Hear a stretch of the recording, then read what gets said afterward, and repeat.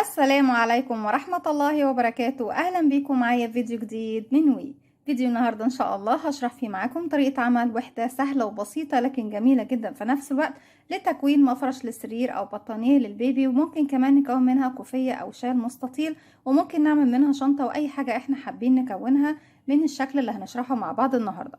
هشرح وحدتنا وكمان طريقة التشبيك. أتمنى الفيديو النهاردة يكون سهل وبسيط عليكم وكمان ينول أعجابكم. بسم الله الرحمن الرحيم. زي ما احنا شايفين وحدتنا هي وحدة سداسية، هي عبارة عن دائرة بنكون فيها 4 سطور بتكون بغرزة الحشو وبطريقة التزايد في الدائرة، وبعد كده بنبتدي في السطر الرابع اللي هو الأخير بنبتدي نشبك الوحدات مع بعضها. تقدري تشتغلي ببقايا الخيوط، تقدري تشتغلي بلونين أو ب3 ألوان أو بأكثر من لون زي ما انت عاوزة. بسم الله الرحمن الرحيم. هنشتغل مع بعض بخيط صوف متوسط السمك مع إبرة رقم 3.5 ملم، وهنحتاج كمان الدبوس او الماركر عشان خاطر نقدر نحدد ايه مكان البداية او نهاية السطر. هبتدي اسيب مسافة من الخيط وعلى 2 من الاصابع اكون دائرة سحرية، وبداخل الدائرة السحرية هنشتغل 6 غرزة حشو. بلف الخيط وارجع للخلف واجي تاني للامام. الخيط مش جنب بعضه، لا عكس بعض بشكل حرف الاكس، وبرجع تاني للخلف.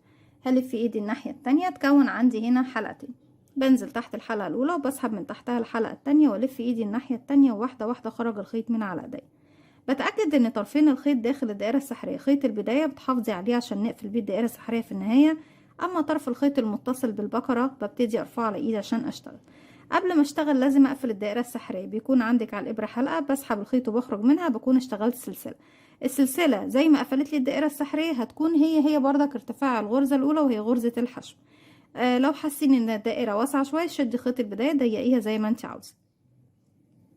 كده احنا ارتفعنا السلسلة اللي قفلنا بيها واعتبرناها غرزة حشو. هنزل بعد كده اشتغل 6 غرزة حشو. بيكون عندك على الابرة حلقة، بنزل مباشرة ادخل فراغي اسحب الخيط واخرج. معايا كده حلقتين بسحب الخيط وبخرج منهم هما الاتنين. بكده بكون اشتغلت غرزة حشو. 2 3 4 5 و6.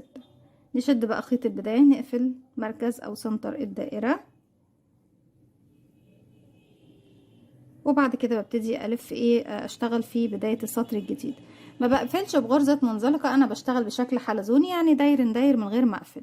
علشان كده قلت لكم هنستخدم الماركر. كان عندي 1 2 3 4 5 6. اول واحدة اهي،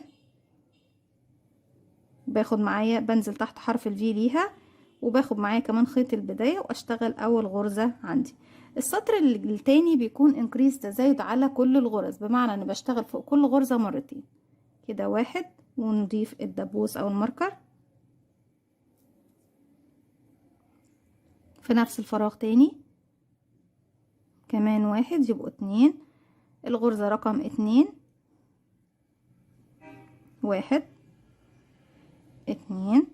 الغرزة رقم 3 1 2. الغرزة رقم 4 1 2. الغرزة رقم 5 1 2. الغرزة رقم 6 والأخيرة 1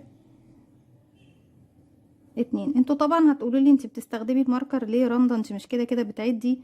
بالنسبه للبنات المبتدئات ممكن تكون مش حابه ان هي تعد، حتى لو عدد السطور قليل، فبالتالي دي في الماركر هي مجرد بس ان بوصل المعلومه انك بتستخدمي الماركر عشان تحديد المكان. اذا حبيتي انك تعملي الوحده من اكتر من عدد السطور اللي احنا اشتغلناه، يعني لو حابه تزودي الدائره وتكبري حجمها مفيش اي مشكله، بتشتغلي بنفس الطريقه. يعني مثلا انا السطر الاخير اللي بشتغل فيه بيكون التزايد عندي في الغرزة رقم 3، يعني بشغل حشو حشو 2 حشو حشو حشو 2 حشو.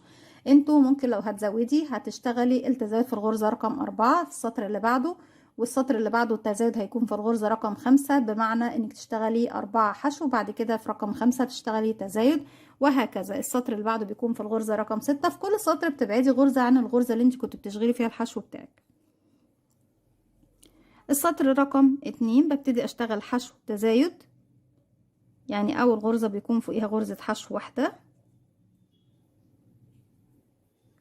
وبنرجع تاني الماركر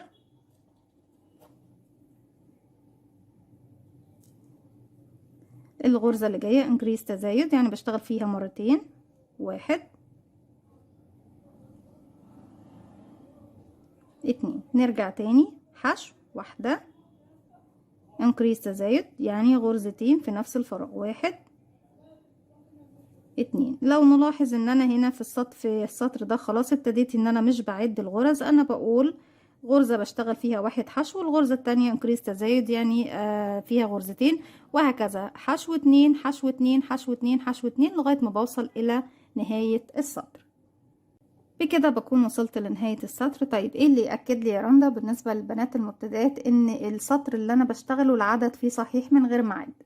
اولا المكان بتاع الماركر لو انت بتستخدمي ماركر. ثانيا حاجة واحدة بس، هي ايه؟ انك اخر غرزة بتشتغليها لازم تختم بعدد زوجي من الغرز. يعني ايه؟ يعني يكون فيها 2 من الغرز. لو ختمتي بالغرزة الاخيرة لقيتي فيها غرزة واحدة يبقى العدد معاكي خطأ ومش صحيح، ولازم تراجعي العدد معاكي تاني. طيب السطر اللي جاي بيكون عندي حشو حشو تزايد، يعني 2 حشو في الفراغ رقم 3. هبتدي اشتغل حشو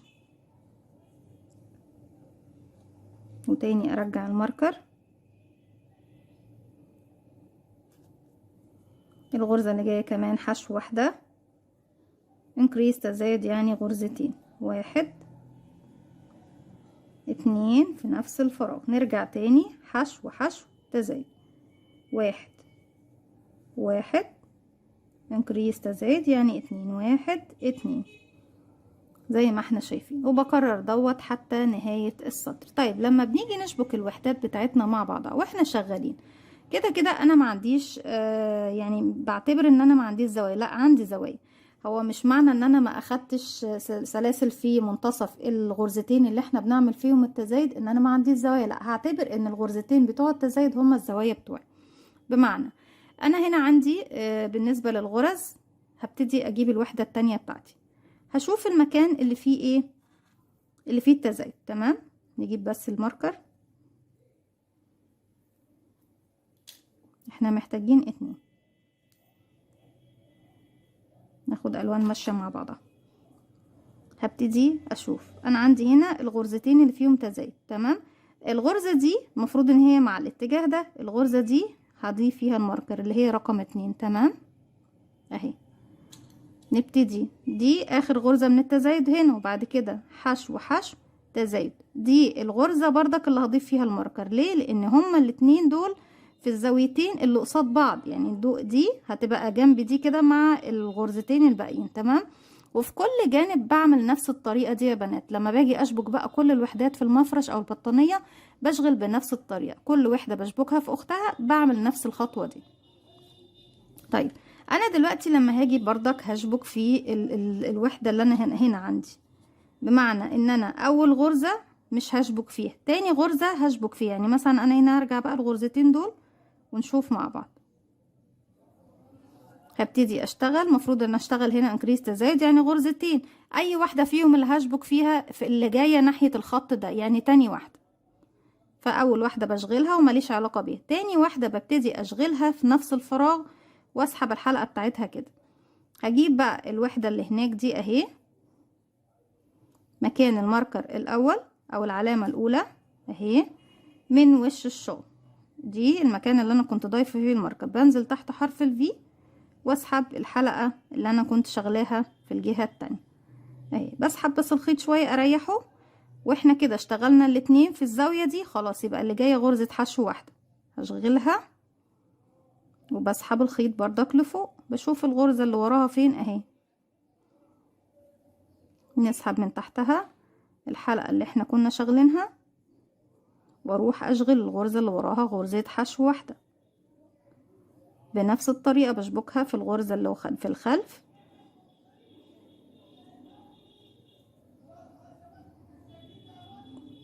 هنا بقى هتقابلني الزاوية، احنا قلنا ان الزاوية اول غرزة بتقابلنا في الزاوية هي اللي بشبك فيها، فبالتالي بشغل غرزة الحشو الاولى من الزاوية وبسحب. هنا بقى هشيل الماركر التاني مش محتاجاه خلاص لان انا عارفة المكان كده كده. وابتدي بقى اسحب الخيط دوت من الداخل واروح في نفس الفراغ بشغل الغرزة التانية اللي هي ايه الزاوية بتاعتي. انا كده شبكت الجانب دوت من الوحدة بتاعتي في وحدة تانية. لو انا عندي وحدة تانية الناحية التانية، هبتدي الغرزة اللي انا اشتغلتها الجديدة دي هي اللي بتتشبك معايا في الوحدة اللي الناحية التانية. تمام. وببتدي اكرر بنفس الطريقة، حشو حشو انكريس تزايد، يعني 2 1 2، وبكرر حشو حشو انكريس تزايد